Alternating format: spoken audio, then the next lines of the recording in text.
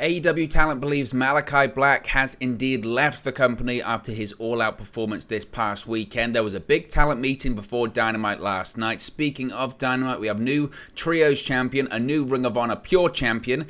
MJF makes his return to Dynamite programming. Ricky Starks, we have an update on his future, plus a tag team title match set for the Grand Slam edition of Dynamite.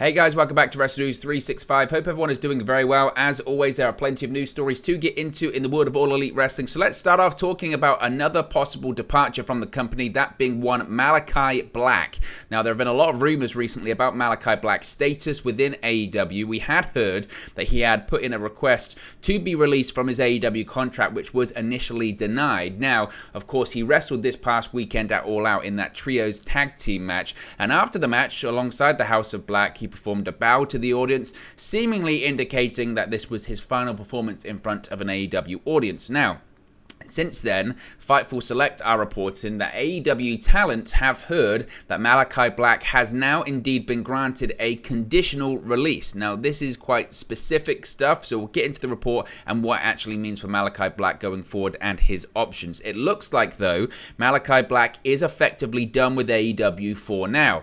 Again, it was reported widely last week that Malakai Black had indeed asked for his AEW release back in August, but that request was not granted at the time.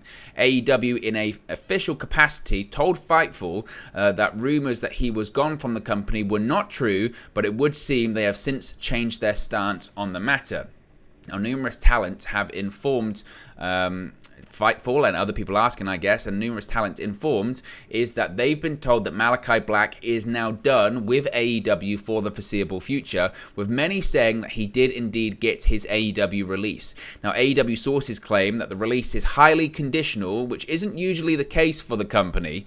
Usually, AEW doesn't even release talent, of course, outside of disciplinary reasons. Usually, they just let the contract expire, or they decide not to pick up the contract. And requests for releases, or requests to be released from the AEW contracts, are done on a case-by-case basis. We have seen it in the past. We have seen it, as I mentioned, for disciplinary reasons, or people going to AEW saying, I want out of my contract. If AEW feel like they're not being used anyway, they'll let them go. But it is done on a case-by-case basis. Now, Fightful are told by many within AEW that President Tony Khan specifically wanted to retain Malakai Black and hoped to see him as a part of the brand for years to come. Now, there were efforts to have conversations to attempt to salvage the working relationship that AEW believed was fruitful between Black and themselves. However, Fightful are reporting that a meeting took place sometime recently, and it was decided that if Malakai Black wanted out and he no longer wanted to be in the company, they should probably allow it. This then led to Black kissing goodbye and bowing to the AEW crowd after All Out. Now, when it comes to the conditions of this release, as I mentioned, it's a conditional release. What does that mean? Talent are the belief that there are heavy restrictions on Black, and there may be more to the agreement, including conditions that would prevent him from wrestling anywhere else anytime soon.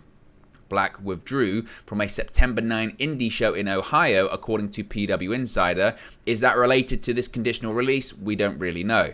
Now, AEW sources have said to Fightful that the door isn't closed on a potential return for Black as far as they've heard. Now, some people might think incredibly hypocritical by AEW and AEW fans when you talk about, oh, Free Ali and WWE holds people against their wills and this, that, and the other, and WWE has a 90-day non-compete clause, and you say that's wrong and all this kind of stuff.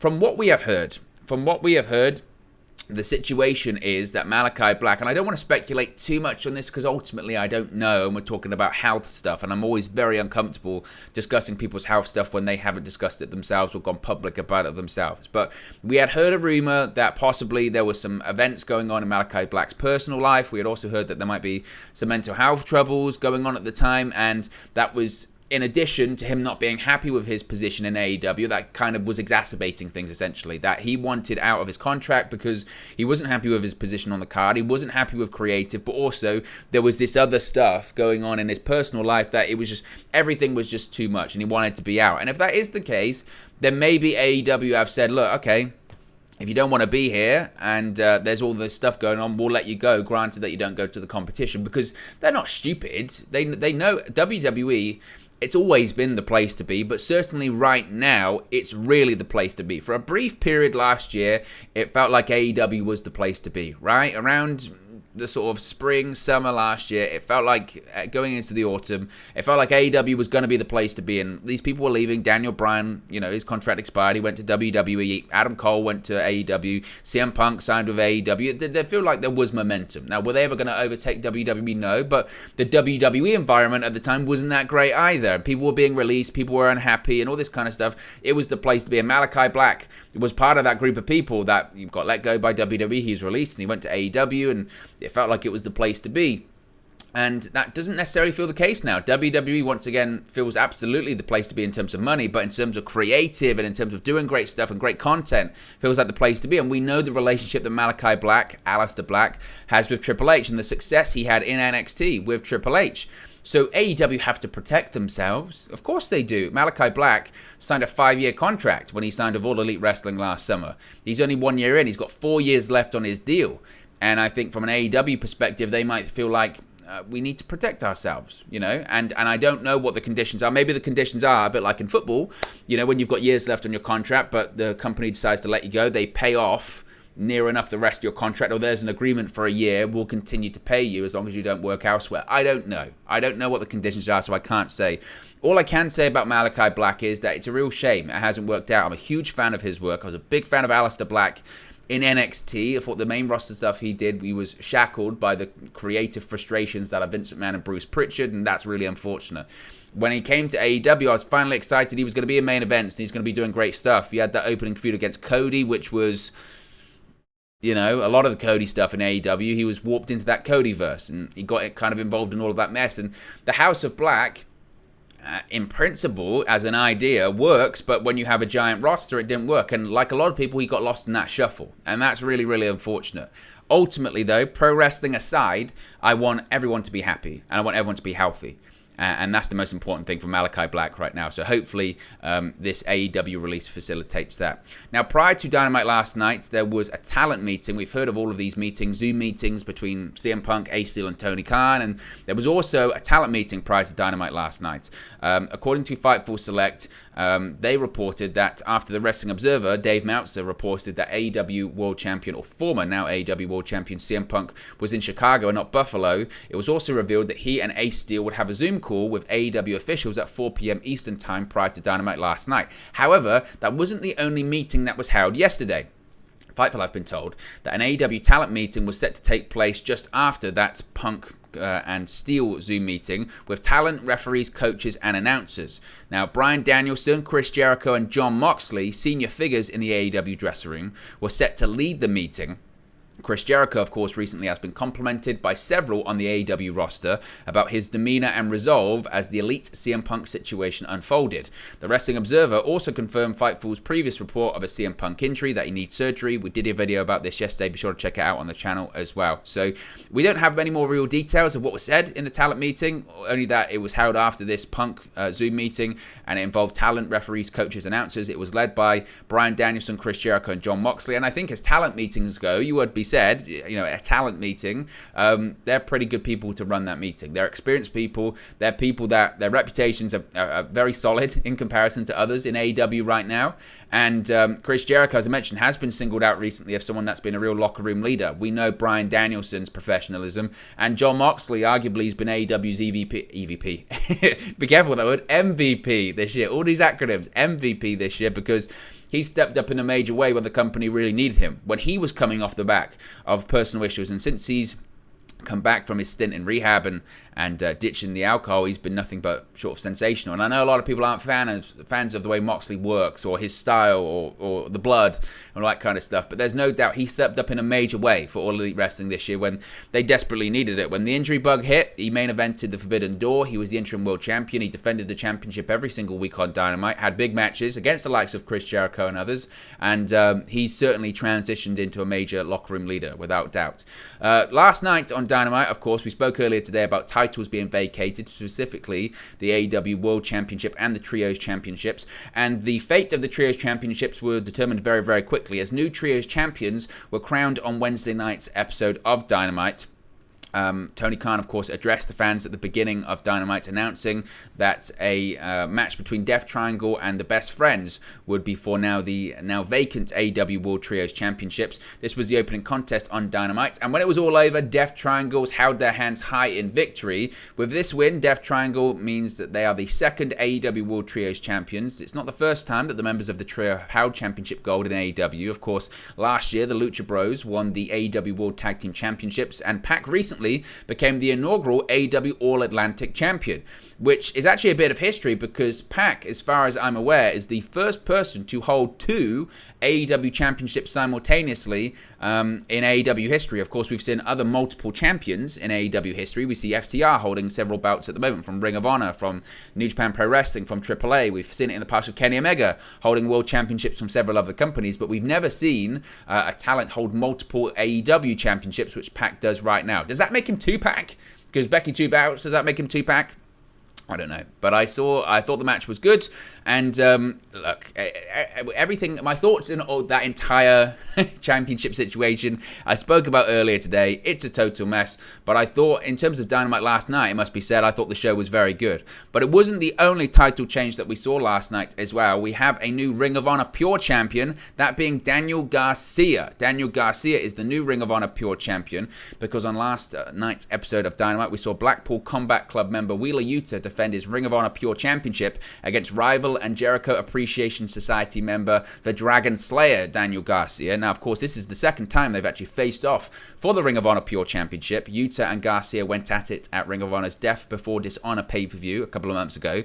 The match saw Yuta successfully defend his championship against Garcia. However, this time the result was different. At the end of the match, we saw Garcia with his hand raised high in the air as he defeated Yuta for the Pure Championship. Now, not only, of course, did Garcia win the championship, but he did so in his own hometown of Buffalo, New York, and he was accompanied to the ring by Westside Gunn, who performed live for Garcia's entrance, and the crowd was firmly behind him for the entirety of the match. Garcia prevailed by forcing Yuta to submit to his Dragon Tamer finishing hold. However, the action didn't stop there, because after the match, instead of celebrating with the leader of the Jericho Appreciation Society, Chris Jericho, Garcia instead celebrated with Bryan Danielson. Of course, this comes after weeks of on-screen tension building up between Jericho and Garcia, as Garcia wishes to be a professional wrestler, despite Jericho's wishes for him to be a sports entertainer. Clearly, you would feel like this is building to Daniel Garcia versus Chris Jericho. Now, just a week and a half removed over Jericho's victory over Danielson at the All Out pay-per-view, Jericho and Danielson will go one-on-one again, of course, in the semi-final round of the Tournament of Champions to crown a new AEW World Champion. You would think that Daniel Garcia is going to be involved in the finish of that. I would suspect that what they're going with in the direction of the World Championship, etc. We'll talk on that in a second, but Daniel Garcia clearly is going to be involved in the finish of that match between Jericho and Danielson, and I think Danielson gets his win back when they do face off. Now, Dynamite last night was very eventful for a variety of reasons. Another was the Dynamite return of MJF. Of course, he made his return this past weekend at All Out, largely overshadowed by all of the incident that's been going on in All Elite Wrestling. But Maxwell Jacob Friedman is officially back on Wednesday nights. The Salt of the Earth appeared in the opening segment of Wednesday's night's edition of Dynamite in Buffalo, New York. MJF entered the arena wearing a Bills jersey and received a huge ovation. MJF admitted that he might have said some offensive stuff the last time he appeared for the company and showed a more babyface side to his character. He addressed the AEW World Championship picture, saying that he will not be participating in the tournament for a vacant title shot, as he has the chip that grants him an opportunity to have a shot at the championship whenever he wants. This led to an irritated Jon Moxley heading to the ring and told MJF that he's full of crap. At this point, MJF finally showed his true colours. Because he's MJF, of course, he can't be a babyface, right? He ripped off the jersey he was wearing and trashed the Buffalo Bills because he's a heel, damn it. Now, he said the AEW World title is nothing more than a bargaining chip for him in the bidding war of 2024, and made a couple of references to WWE, including invoking former AEW Executive Vice President Cody Rhodes. Moxley, who was in no mood to play around, forced MJF to retreat to the back, and that was kind of the end of the segment. As I mentioned, I think what we're going to see, and I think the direction that they're going for the AEW World Championship, is that Bryan Danielson will win the Tournament of Champions to become the new AEW World Champion, but I don't think he holds the championship very long. I think what we're building towards is Bryan Danielson versus MJF at Full Gear, most likely. I think that's the direction they're probably going to go, and that to me makes sense. I know some people would say, well, Moxley's confronted MJF here, so clearly, Owen, they're planting the seeds for MJF versus Moxley, but no disrespect to Moxley, and I know it's quite hypocritical here, because I'm saying I think he's been the MVP of AEW in 2022, and I think he has. I just don't know if we need any more of him in the title picture for now. You know, I don't think we need that. Do we need Jon Moxley having we've talked about CM Punk having short title reigns because of injuries. Do we need Moxley having short title reign? I don't think we do. We need as little hot potato as possible. And maybe you could say, well, Owen, they should save Bryan Danielson winning the World Championship for a bigger event and he can have a longer run. But you could build a good story here. What you could do is have Bryan Danielson win the tournament at the Grand Slam edition of Dynamite, become the AEW World Champion. He then defends the championship against MJF at Full Gear in November. Who cost him the match to allow MJF to win the championship at Full Gear? That being Daniel Garcia. You can do something like that, and then you can continue this Bryan Danielson versus Daniel Garcia feud. I think that would be the smart way to go about it. Are they going to go in that direction? I don't know. You can let me know in the comment section below. Where do you think they're going to go with MJF? Because, frankly, MJF is going to be the next AEW World Champion, the next proper long-term one. That's what's going to happen. Whoever wins that tournament is not going to hold the championship for long. Frankly, we could see a situation where they win it, the tournament, that night, and MJF comes out of his chip and wins the title on that night. I wouldn't be shocked if they did something like that. There are different avenues they can go down, certainly. Let's talk about Ricky Starks. Now, there's been a lot of discussion about Ricky Starks' future because there was questions surrounding Ricky Starks after his quick loss at AEW All Out to powerhouse Will Hobbs. Now, Fightful Select are reporting, once again, Sean Ross Sapp, they learned ahead of the show that Will Hobbs was in line for a big push, but weren't giving any indication that the match was going to be as short as it turned out being. Now, they have been told by AEW sources that Ricky Starks and Hobbs had a lot more time budgeted for it, but the match went light on time. They're working to find out if there's any information to conflict with any of this. Now, for those that have speculated that Starks was injured, that it's been confirmed that that's not the case. Ricky Starks isn't injured. I know there's been concerns because he's had a neck injury in the past, but he's healthy. He's ready to go. There were some rumors that Ricky Starks was one of the names that had asked for his release or wanted out of his AEW contract, and others claim that he just signed a new AEW deal, so there's so much conflicting information regarding the future of Ricky Starks, so I don't know. However, both of those situations have been denied by AEW sources. One that he wants out the company, and the other that he signed a new contract. So we don't really know. But what we do know is that Will Hobbs is in line for a push, which I guess would be in line for what happened. But to me, I mean, whilst I think Will Hobbs is a great talent, and I think he's got a great look, and I think he's got a ton of potential and a ton of upside, so is Ricky Starks. I felt like that promo he did when Hobbs turned on him on Dynamite after he lost the FTW Championship just felt like such a big moment, didn't it? It felt like such a big moment. That was going to be his big moment. It was a great promo, and since then, what have they really done with him? Nothing. And he deserves way better and way more, in my opinion. I think he can be a top babyface, but we just haven't really seen anything since then, and that's frustrating. So contracts, I don't know, but we'll have to wait and see. Finally, we have a match made official for AEW Dynamite Grand Slam, and it's a rematch from All Out. An AEW World Tag Team Championship match has been made for AEW's Grand Slam edition of Dynamite on September 21st from Arthur Ashe Stadium in Queens, New York. On Wednesday's edition of Dynamite, it was announced that Swerve and Our Glory will put their titles on the line against the Acclaimed in a rematch from All Out this past Sunday. Now, later during Wednesday's Dynamite, the Acclaimed and Billy Gunn headed out to the ring to huge fanfare, but before Caster could begin his rap, Strickland cut him off. He said no one wants to hear the Acclaimed's jokes and said it would be a joke if they became champions. Gunn fired back, said it's Daddy Ass's house. And Bowen said that he and Caster will come home with the gold. It makes sense now, to be honest. I mean, I don't know if the reaction that the Acclaimed got in Chicago on Sunday influenced things, because one would think the plan was for Swerve and Our Glory to retain, which they did, but Tony Khan and those within AEW went, oh, the Acclaim need to be the tag team champions kind of now, because they are super over, and now is the time to put the belts on. If anything, they should have probably called an audible at the weekend, and they didn't do that. So this is what they're doing. They're going to give them their big moment. And if they don't win the titles at the Grand Slam edition of Dynamite, then I don't know. I don't know what the plan is. So there you go, guys. Be sure to smash a like on the like button. Be sure to subscribe, bottom right-hand corner. And I'll speak to you again very, very soon. Hey guys, thank you for watching, listening, streaming, or however you come across this video today. Be sure to click on the video on the right there to watch our next video, or click the bottom there to subscribe, or the bottom right-hand corner. Thank you very much, and I'll speak to you again very soon.